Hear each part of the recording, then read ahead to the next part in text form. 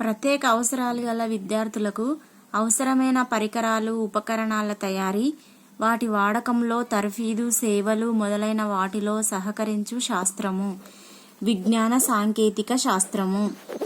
UNO 1990లో విద్య జోమ్లియన్ డిక్లరేషన్లో పేర్కొన్న అంశం అందరికీ విద్య.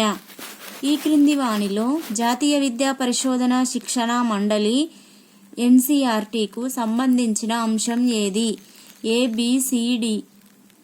పాఠశాల స్థాయి పాఠ్య గ్రంథాలను, పఠనీయ గ్రంథాలను తయారు చేయడం, జాతీయ స్థాయిలో శాస్త్ర విజ్ఞాన ప్రతిభా పాఠవాల పరీక్షను ఎన్టీఎస్ఈ నిర్వహించి ఎంపిక చేసిన విద్యార్థులకు ఉపకార వేతనాలు ఇవ్వడము, శాస్త్ర విజ్ఞాన వ్యాప్తి కోసం జిల్లా, రాష్ట్ర, జాతీయ స్థాయిలో చర్చాగోష్ఠులు నిర్వహించడము, కేంద్ర మంత్రిత్వ శాఖకు విద్యా విషయక సలహాదారుగా ఉండి విధాన నిర్ణయాలలో పాలు పంచుకోవడము. విద్యా నిర్వహణను భారతదేశంలో మొదటిసారిగా ఎవరు వ్యవస్థాపించారు? మహమ్మదీయులు. ప్రప్రథమంగా 1907లో నర్సరీ పాఠశాల ప్రారంభించిన దేశం ఇంగ్లాండు. శారీరక, మానసిక వికలాంగుల కోసం ప్రత్యేక విద్యా సంస్థలను ఏర్పాటు చేయాలన్న నివేదిక సార్జెంట్ నివేదిక. ప్రాతిపదిక విద్యను గాంధీజీ స్థాపించిన సంవత్సరము 1937. 1963 నుండి అమలులో ఉన్న భారతదేశ పర్యావరణ పరిరక్షణ చట్టం గుజరాత్ స్మోక్ న్యూసెన్స్ యాక్ట్. క్రింది వానిలో భావ ప్రసార సాధనాలు పైవన్నీయు చలనచిత్రాలు, ముద్రణారంగం, రేడియో, టెలివిజన్. వ్యక్తిగత పరస్పర చర్యలుండే విద్యా సంస్థలు, ప్రత్యక్ష విద్యా సంస్థలు. మధ్యయుగంలో విద్యా విధానంకు సంబంధించి సరైన అంశాన్ని గుర్తించండి. పైవన్నీ ప్రాథమిక పాఠశాల మక్తబ్, ఉన్నత పాఠశాల మదర్సాలు, మౌల్వి అనే మత పెద్ద ద్వారా విద్యాబోధన జరిగేది.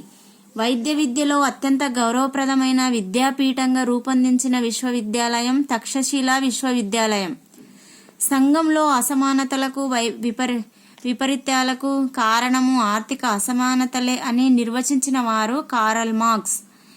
జాతీయ భాష అయిన హిందీని అభివృద్ధి చేయవలసిన బాధ్యత కేంద్రానికి ఉందన్న రాజ్యాంగ ఆర్టికల్ 351. 2011 జనాభా లెక్కల ప్రకారం అక్షరాస్యతలో ద్వితీయ స్థానం పొందిన రాష్ట్రం లేదా కేంద్రపాలిత ప్రాంతం లక్షద్వీపులు. ఈ క్రింది వానిలో విద్యా ప్రక్రియలకు సంబంధించిన సరైన అంశాన్ని గుర్తించండి. ఏబిసి సరైనవే. ఏకధ్రువ ప్రక్రియ ఇది పురాతన పద్ధతి. ఇందులో ఉపాధ్యాయుడు ప్రధాన పాత్రధారి. ద్విధ్రువ ప్రక్రియ దీన్ని జాన్ ఆడమ్స్ వివరించారు. బోధన అభ్యసన ప్రక్రియలో విద్యార్థి మరియు ఉపాధ్యాయుడు ఇద్దరు క్రియాత్మకంగా ఉంటారు. త్రిధ్రువ ప్రక్రియ దీన్ని జాన్ డూయి వివరించారు. బోధన అభ్యసన ప్రక్రియలో ఉపాధ్యాయుడు, విద్యార్థితో పాటు విద్యా విషయం కూడా ప్రాధాన్యం గల అంశం.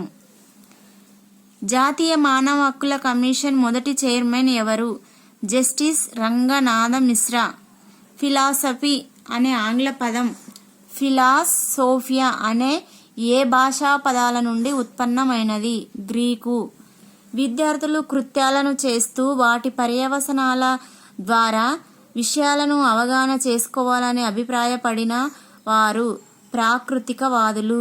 తన విద్యా విధానంలో అంతర్దృష్టికి అధిక ప్రాధాన్యత ఇచ్చిన విద్యావేత్త ఫ్రోబెల్.